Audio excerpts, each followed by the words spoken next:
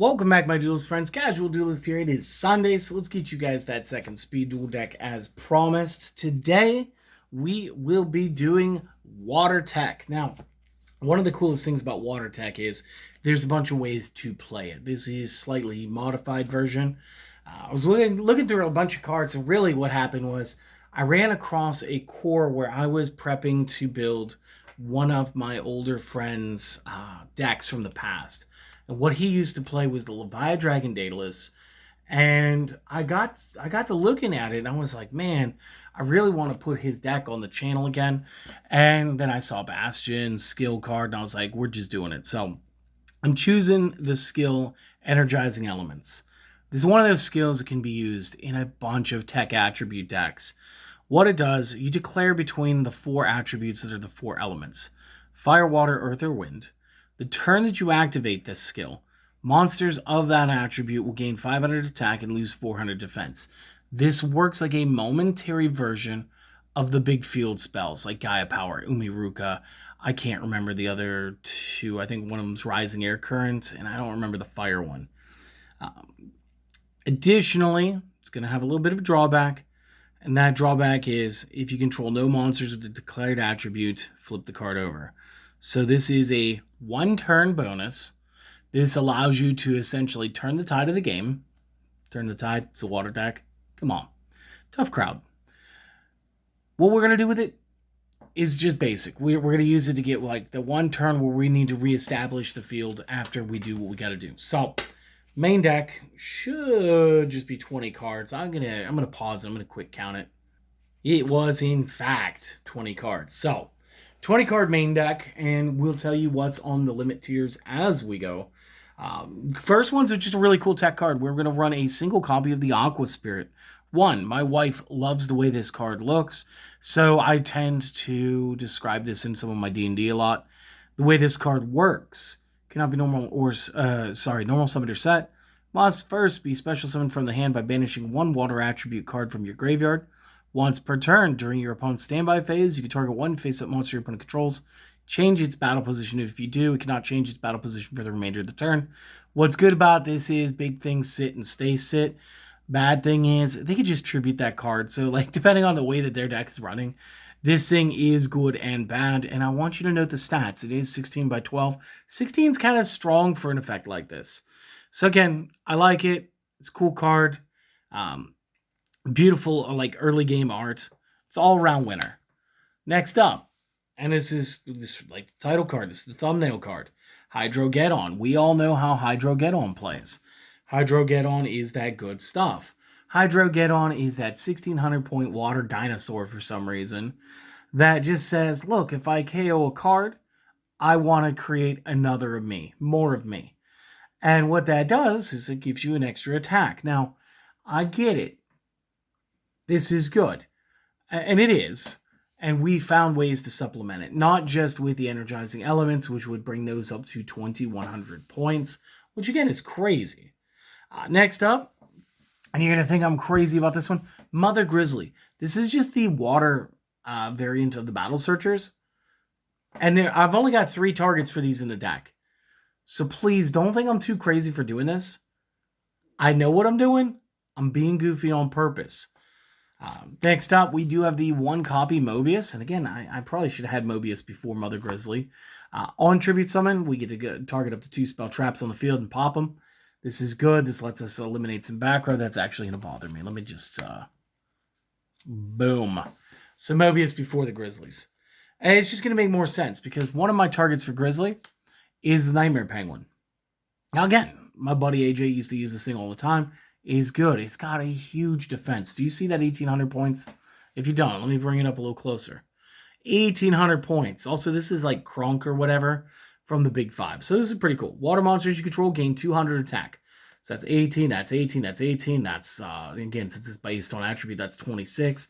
These guys are 16. This guy will bring himself up to 11. Also, if this card is flipped face up, target a card your opponent controls, return it to the hand. It's a bounce 1. Sounds crazy, right? It's basically the thing we want to search.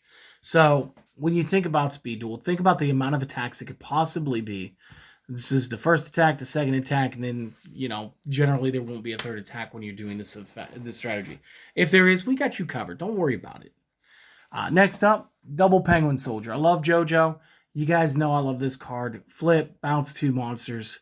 Perfect effect. Searchable by Grizzly. Sort of matters. I'll show you here when we get to the spells. So moving into those, we are going to run Tier 3, single copy Cosmic Cyclone. We're going to pair it off with a Galaxy Cyclone. One is a normal spell, one is a quick play spell. The quick play can banish anything. The normal spell can activate once on the field, and then once from the graveyard. It destroys both times. The first time it destroys the set card. The second time it'll banish and it'll destroy the face-up card. And this is good because we get more plays out of it. Could you have gone Nightbeam here? Yes. Did we go Galaxy because we want more effects? Also yes. Next up on Tier 3, this is going to limit us out of it. 2 copies Enemy Controller. Because if this thing's already face down, attack 3 doesn't happen. You go to defense mode.